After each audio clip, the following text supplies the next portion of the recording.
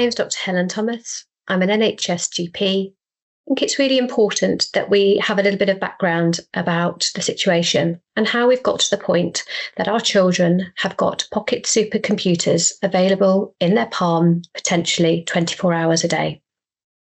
Whilst these devices are fantastic for mature-brained, responsible, busy adults with hectic digital lives, these devices were never tested and have never been checked as safe or relevant for children. But the increasing amount of evidence that we now have tells us that these devices are causing harm. From where we started from, with desktop computers, desktop messaging apps, rapidly became into things like the beloved Nokia 3210 brick phone. But then with the advancement of Wi-Fi, these devices were able to get cleverer and more mobile. We had more sophisticated palm-held devices until the launch of the Apple first iPhone in 2007, where the market really changed with the introductions of the app stores, better connectivity, and more exciting devices. And on these devices is our social media, and therein lies the problem. And it's not just these devices allow us access to the internet 24 hours a day. These devices allow the internet access to our children at any given moment. Our young people are very tech savvy. We hear lots of stories where parents tell us that they thought they'd got good parental controls, but sadly those were navigated round.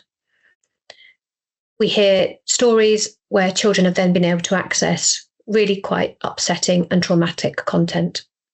And despite being very tech savvy, our children are also very insightful and they're warning us.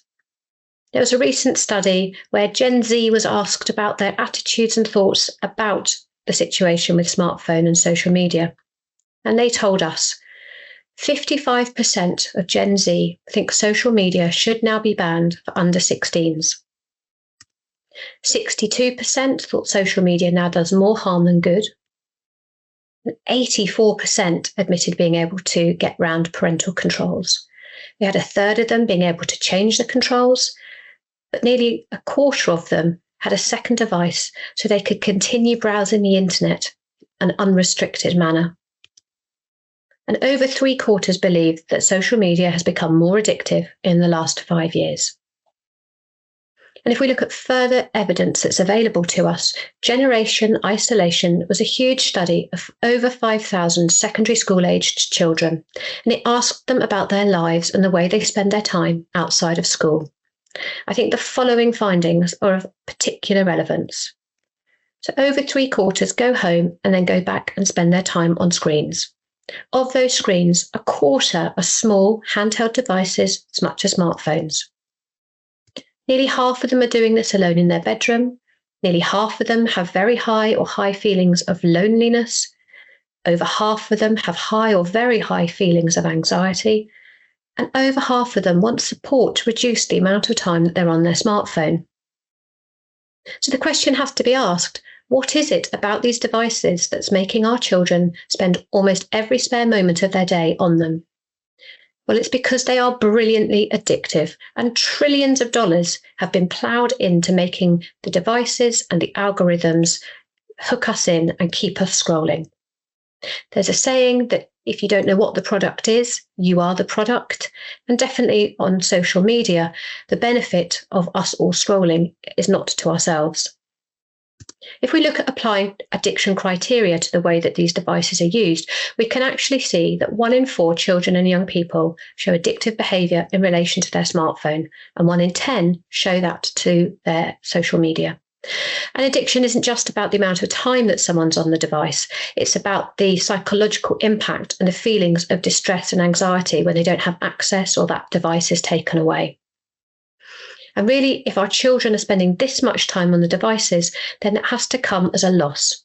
And we see a loss of interaction and a loss of societal connections. We know we've got lonely children.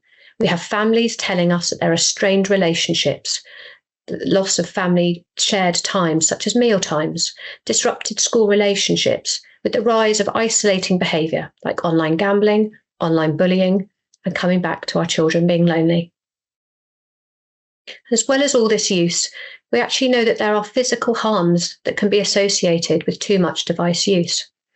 If we look at the brain and the way that the brain matter is remodeled, we can see in people that use screens significantly that there's lower white matter integrity. Now, these are the connecting strands that allow the portions of our brain that make reasoned and rational decisions to connect and communicate. When you are just on a device and you just want that next dopamine hit, you don't want to make a reasoned and rational decision. So we have lower white matter integrity because it's not used. We've got increased levels of GABA, which is a neurochemical transmitter, and levels of this can lead to increased risk of impulsiveness and low mood. We have a global problem with eyesight and short-sightedness in particular, and we know that children that use their phones much more have a 30% increased risk of developing short-sightedness. If we expand that and look at all screen use, so home desktops, laptops, tablets, as well as smartphones, that risk increases to 80%. We know that use over 1 hour is associated with postural aches and pains, neck and back, as well as repetitive strain type injuries, for example, TikTok thumb from too much scrolling. And there is an obesity crisis for our children. Children as young as 8 are being put on anti-diabetic medications, and we think that because the substitution of active playtime for seated screen time is having a huge bearing on this. When our children do get up and move around on their devices, sadly they are more at risk of being involved in a road traffic accident because the attention and concentration in real life is just not present. And sleep.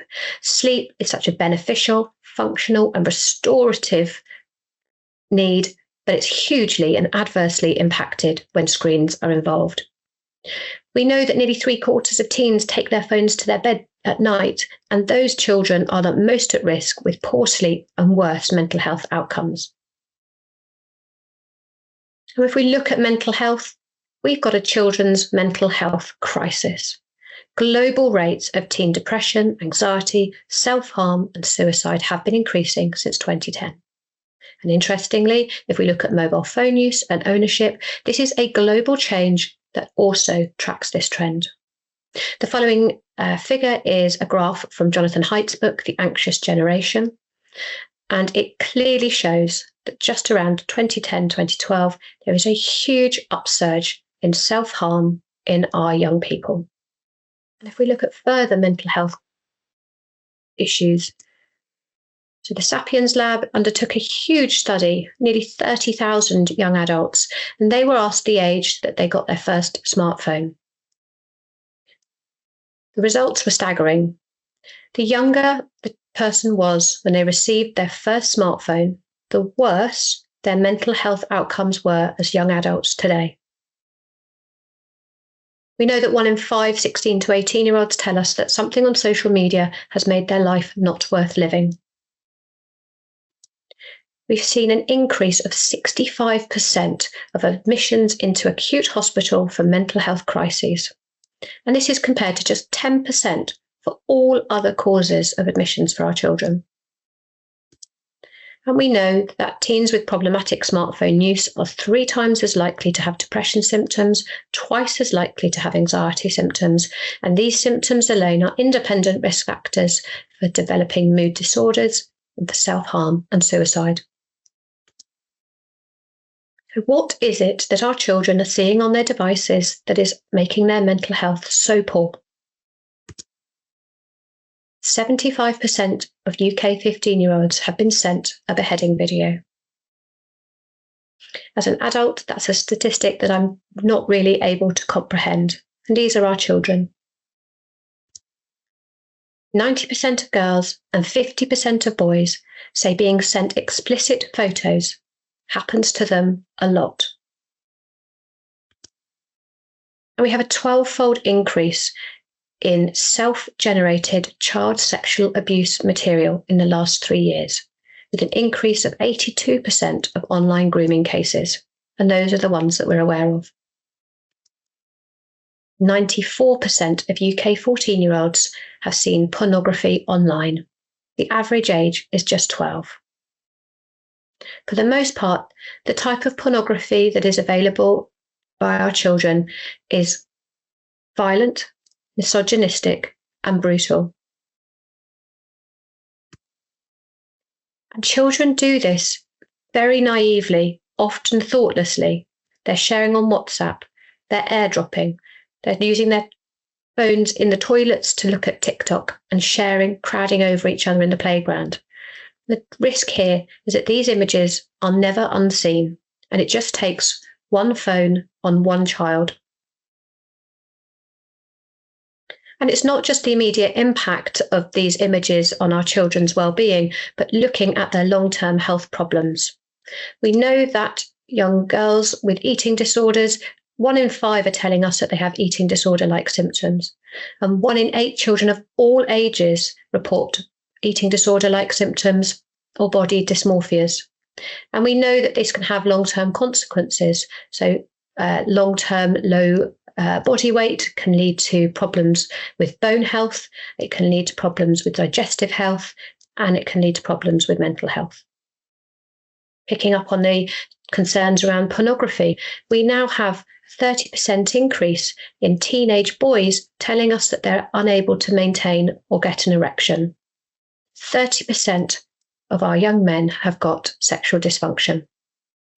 The concern is that with the type of violent, misogynistic and brutal pornography that is normalising their sexual experiences online, in the real world, the stimulation and the excitement is just not sufficient.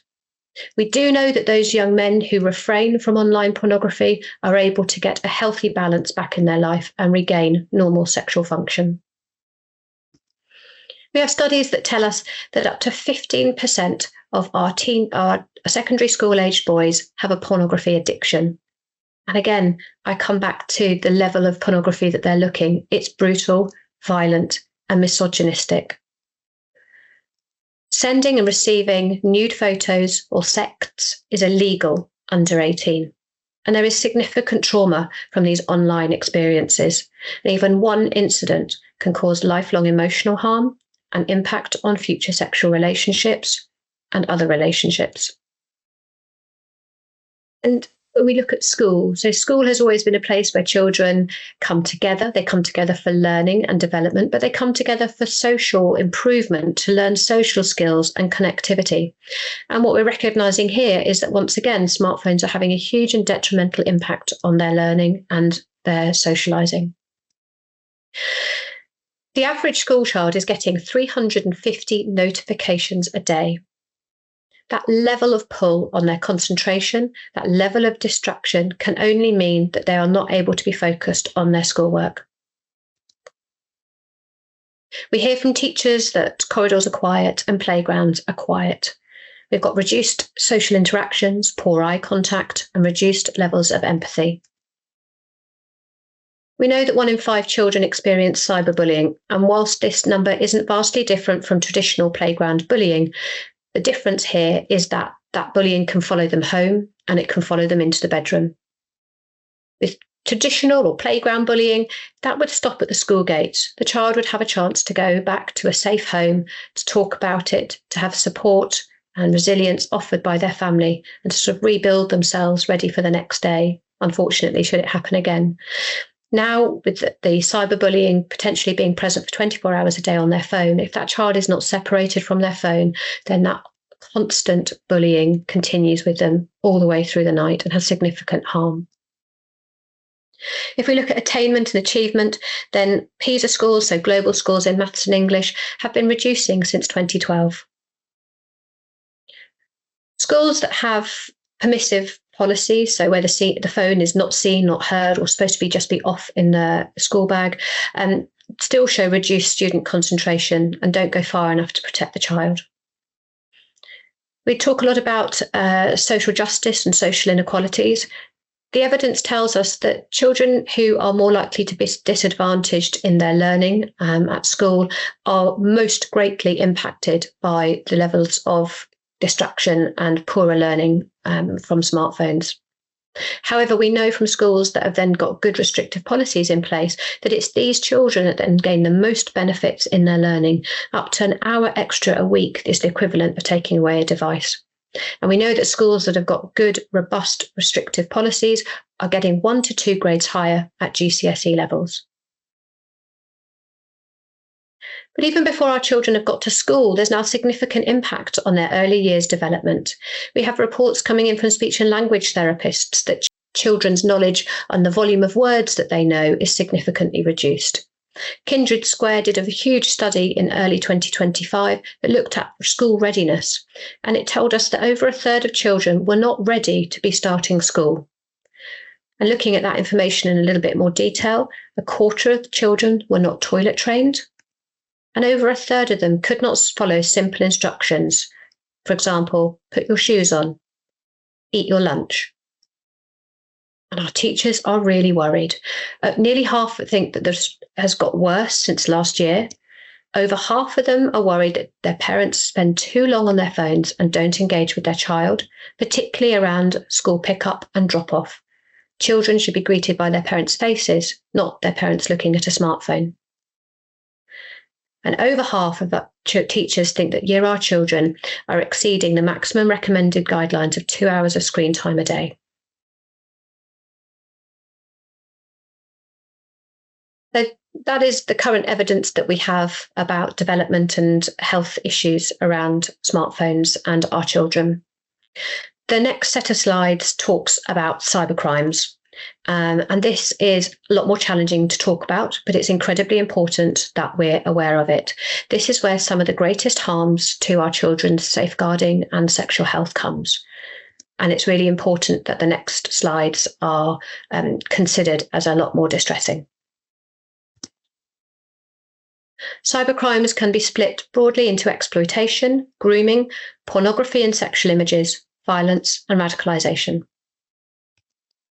Exploitation, or sexploitation as it's more commonly referred to, is where children provide increasingly sexual and graphic images, and then those images are used to blackmail to prevent them being further spread, but at the request of further images.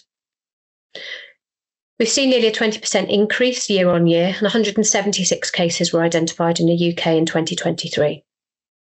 For this type of crime, it's our boys and young men that are being most affected, and 91% of those cases were boys, and over half of them were 16 and 17-year-old boys.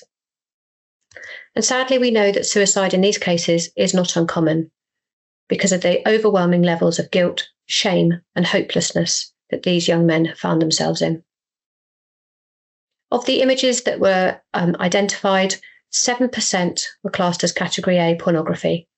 And as a reminder, that is pornography that is brutal, violent, and misogynistic. Grooming is the establishment of a false relationship in order to procure ongoing favours. We know that there's been a nearly 90% increase in online grooming in 5 years, and 7,000 cases were identified in 2024. For grooming, it's mostly our young girls and teenage girls, so 81%. And we know that social media platforms are the most commonly used platforms. Nearly half of the victims had been groomed on Snapchat. Pornography and sexual images. The bottom line is it's illegal for anyone under the age of 18 to take, own, share or receive indecent images. If images are brought to the attention of the police, an investigation does occur. If it's not been found that these images have come about through coercion, manipulation or extortion, then that young person may find themselves receiving an Outcome 21. An Outcome 21 means that there's recognition that a crime has been committed, but that no onward prosecution will be happening. However, that Outcome 21 may stay visible on that child's record. It may be visible to future employment checks or for DBS checks. So that slightly thoughtless sharing of images may have significant consequences as that young person goes into adulthood and tries to find a career. There's been a 65% increase in images generated by the child that would be classed as child sexual abuse material. And we know that a lot of these images have been able to come around because of front-facing cameras, selfies, and self-taking videos. AI continues to be a concern with the changing of what started off as innocent images. In October 2023, 3,000 images were found in that 1 month, which were AI-generated child pornographic material. That photo of your child eating her ice lolly can be changed by AI and sent around the globe with a very different image. Violence and radicalisation of our young people is an increasing concern. The UK Prevent programme last year identified nearly 7,000 cases of young people exposed to online extremist content. Of that, nearly half was far right-wing violence and inciting hate crimes against others. And of those, 40% were secondary school-aged children. 1 in 5 arrests in 2023 were for terrorism-related offences, and 1 in 5 were children aged 12 to 13. In fact, over half of the 7,000 cases referred to counter-terrorism police involve children. Matt Jukes, who's the head of the UK Counter-Terrorism Organisation, was quoted as saying, "It's the combination of social media and closed messaging apps. We've never seen 12 and 13-year-olds exposed to the things that they are now." Social media and messaging apps impact homes and communities. And it's not just what our children can learn and be encouraged to in regards to being violent, it's then what they're able to actually get hold of and use to carry out those violent crimes. Knife crime continues to rise, with 20,000 cases reported in 2023. There were 262 murders due to knife or blade assault last year, and 1 in 5 perpetrators were under the age of 25. There's a rising trend of online purchases through social media and messaging apps, with apparently zero regulation. Ronan's Law came in early 2025, and the story behind that was the tragic story of Ronan Kanda, who was a 16-year-old schoolboy, and he was tragically murdered by 2 school friends in a case of mistaken identity. I think what's really, really relevant, though, is that the ninja swords and machetes that were used had been purchased online and picked up only hours before from a local post office. One of his attackers had amassed over 30 blades in the few months prior. All of those had been received at the same post office. No alerts had been raised and no age checks had ever been carried out.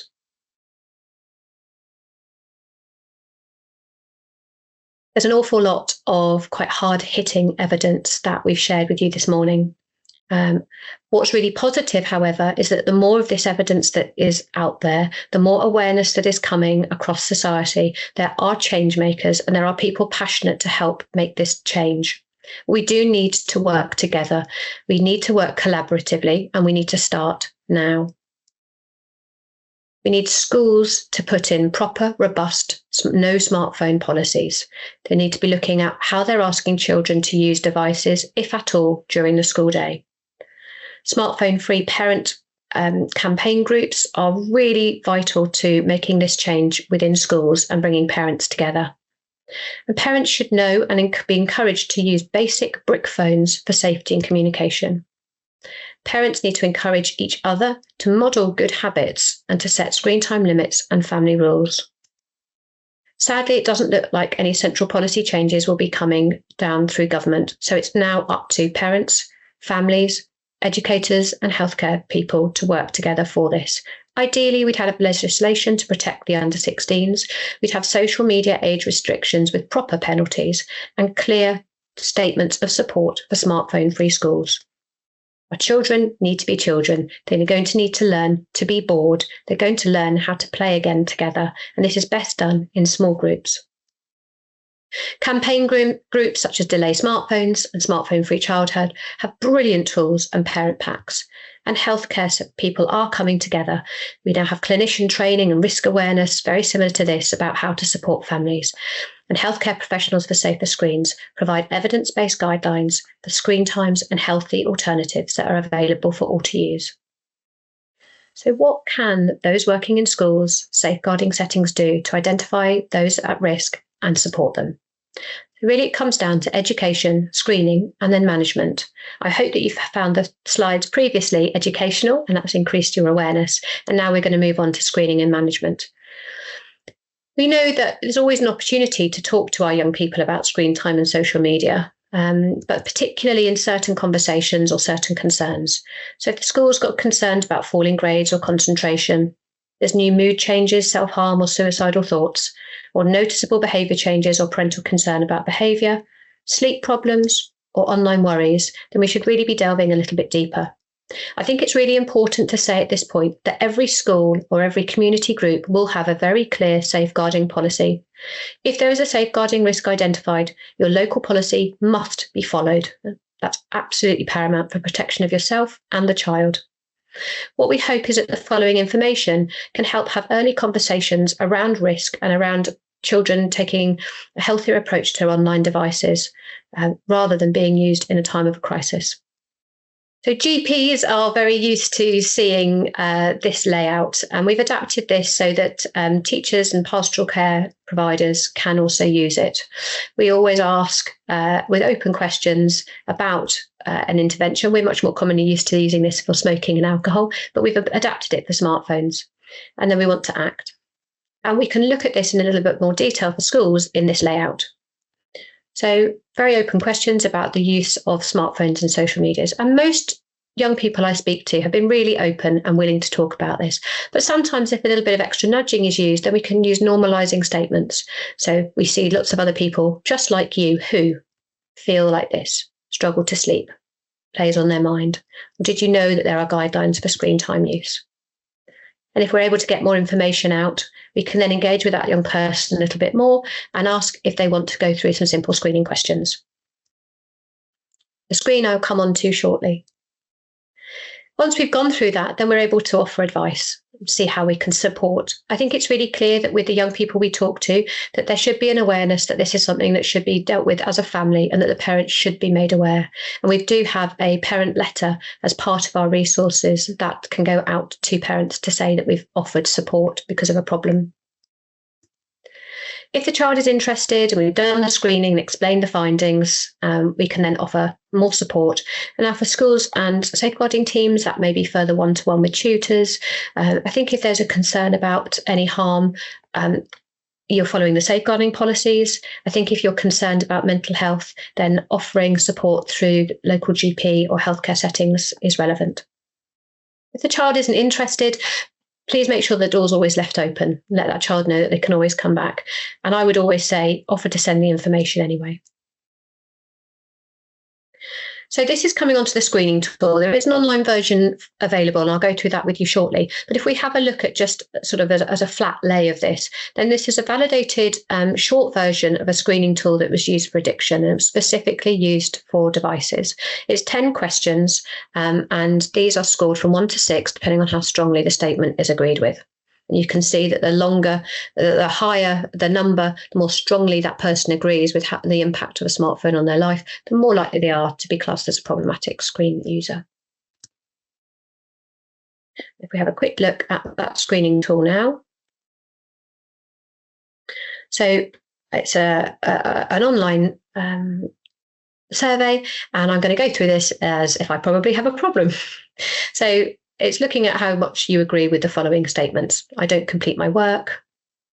I have a hard time concentrating. I feel pain in the wrists, at the back of my neck. I wouldn't be able to stand not having a smartphone. I feel impatient and fretful when I'm not using my phone. It's always on my mind.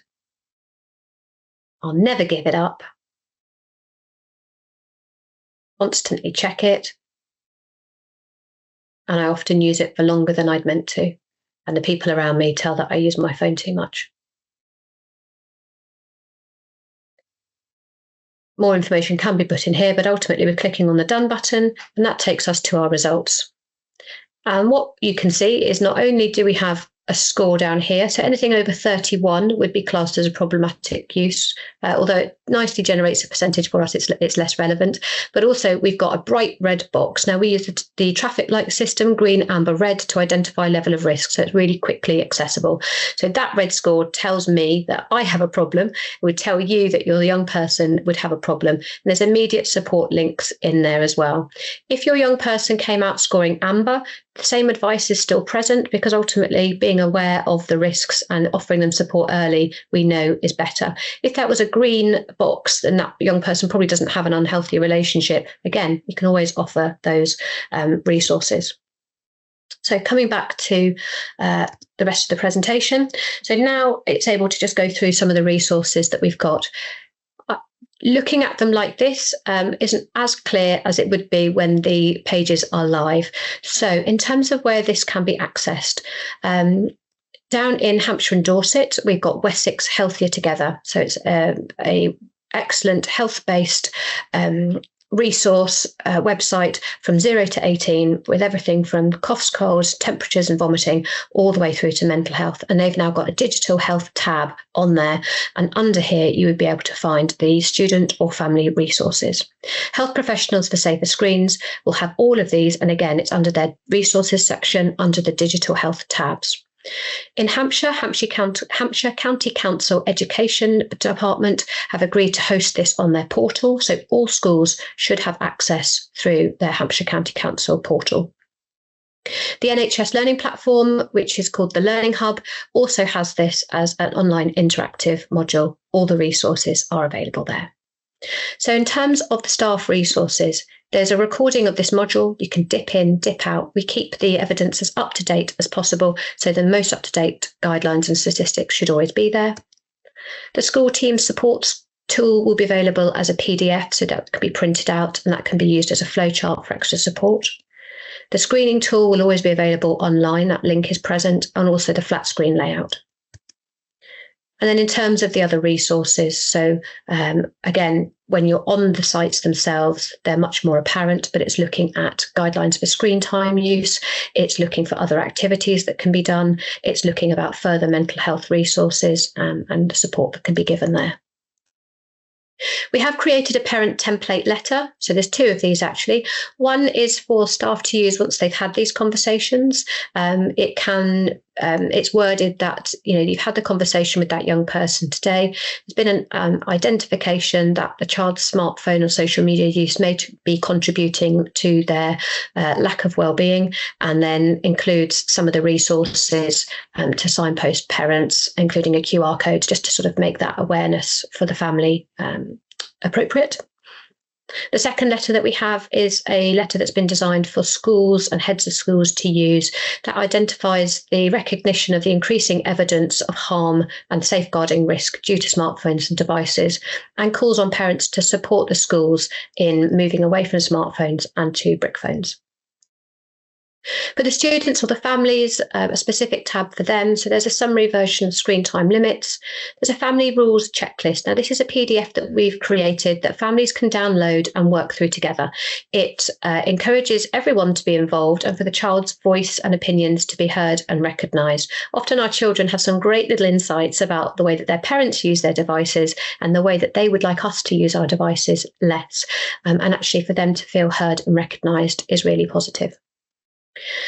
So Papaya Parents is an organisation that is run by Dr. Susie Davies, who is a GP in Bristol, and she has put together brilliant training packages that go into schools for families, parents and communities, talking about the risk of harm because of smartphones and devices. And she's contributed a 10-minute video to our resources about how families can focus on their digital health and well-being and work together to improve that. It's a brilliant video and really digestible.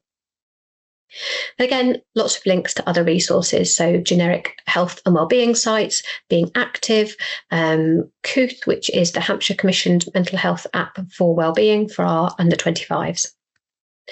And then again, just talking over those extra resources: Papaya Parents, Kooth Hampshire, Health Professionals for Safe Screens, Wessex Healthy Together, and Hampshire County Council's education portal. We look very briefly at some of the other resources that Health Professionals for Safer Screens host. So these are all available under our resources section. They're all available as downloadable PDFs and they are all free. And we really encourage people to go in, to explore, to download what works for them, to print those out, have them around schools, offices or community centres. We've got tips for healthier screen time, tips in different ages, so preschool, primary and secondary. We've got infographics about digital use, how to sleep better, what normal cognitive development looks like for children, how you can improve children's speech and language development, and some of the further issues around too much screen time. And then we've also got some posters that were delivered about health, education and harm. These are a little punchier. They are supposed to get people's attention and may be used to start discussions. We often get asked, and I'm sure you get asked, well, I'm sure smartphones can be used safely. What can we do? I think really importantly, the bottom line is delay. So the evidence now tells us, and health professionals and researchers are in agreement, that smartphones and social medias should be delayed until at least 16. However, we recognise that families come at all stages of their journey. And so if a smartphone is already in use within your family, if you're going to consider removing it or taking it away, in the interim, there are some very clear guidelines from a research paper done by some child psychiatrists that tell us how we could maybe make that as safe as possible in the meantime. So very clear boundaries for use. Setting restricted times, amounts of time that child is allowed to be on their device, and restricted areas. For example, bedrooms should always be a hard no. No phones should go into bedrooms at all. Families may want to consider no phones around meal times or no phones after a certain time. We also know that no phones within the first hour of the day actually has a significant improvement on mental health and well-being for the rest of the day. Usage should be controlled through the device's features, so parental controls, timers, biometric locks, do not disturb mode, all notifications should be off to kind of try and reduce that pull on distraction as much as possible. Additional apps can be downloaded. So for Custodia, for example, is a specific device lock app that can be applied to specific apps and needs further layering of biometric control to get into. It's really important that parents and teachers know about VPNs. So VPNs is an additional network that children can download. If a VPN is on your child's phone, you can search for it and you can delete it, and you should delete it. You can then block it from ever being downloaded again. A VPN allows that child to have their own independent network, and it will bypass all restrictive things that you have ever put on that phone, rendering them useless. Taking away a device, taking away tech time really needs to be replaced with rewarding alternatives that matter to that child. Outdoor activity is best. Play dates, improving social connectivity, family time, talking to the child about what they want to do instead. And that family plan, downloading it, talking it through together, finding out what matters to your children. And being open and talking about mental health and well-being. We know that this works best for families and young people. Teenage and adolescent years are really difficult. It's a huge change in development. It's a huge change in hormones. There's social awkwardness, there's embarrassment, but all of this is supposed to be learned in the real world with real life consequences. So our children they learn to connect, they learn to change, they learn about their personality and behaviour. But supporting our children through this is really important. For educators, I think this is a really, really empowering piece of information. So I've worked with a lot of schools. The John Wallace Academy, whose head is Damien Macbeth, have done some amazing work at making their schools properly restricted smartphone free. And they kindly shared their following information. They had huge improvements across the board in attendance, in performance, and in satisfaction. And they had some additional added bonuses as well. Real important take-home messages. There was 80% fewer safeguarding incidents at the school. And that had a knock-on effect into the well-being and the positivity around the school and the amount of time that teachers were taking to try and unpick these very complicated situations. Just in the first 6 months, there's 40% less detentions. And then that went on and improved massively more. And it was 82% down by the end of the first year. As well as that, truancy was reduced. So 25% less truancy in the first 6 months, 3/4 less in the following year.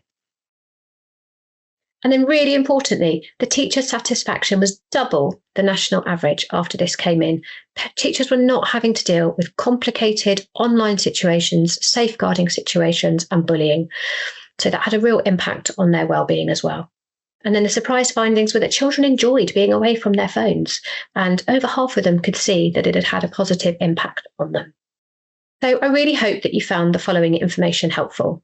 I know that we started with some very hard-hitting data and facts, But then I hope that we've been able to show that there is hope. There's a lot of people employed and engaged for change. We do need to come together for change, for the well-being and the safeguarding of our children. Physical harm can include injury, obesity, lack of sleep. Mental health problems can occur because of online bullying and access to inappropriate content. Safeguarding and sexual exploitation are real significant risks online. And we need to work together to improve things. All schools should have robust, restrictive smartphone policies. And this safeguarding training, we hope, can improve awareness and identification of harmful smartphone use, and then we can use screening tools to risk assess our children and offer them support in an appropriate and sensitive manner. Delaying smartphones, delaying access to social media, limiting all screen use, coming together as families, communities, and increasing connectivity ultimately has improvements for mental health come across the board. Thank you very much for engaging with this training today. At Health Professionals for Safer Screens, we've got a wide range of free downloadable resources, and we're always happy to answer emails and support you in any way that you feel may be necessary. Thank you.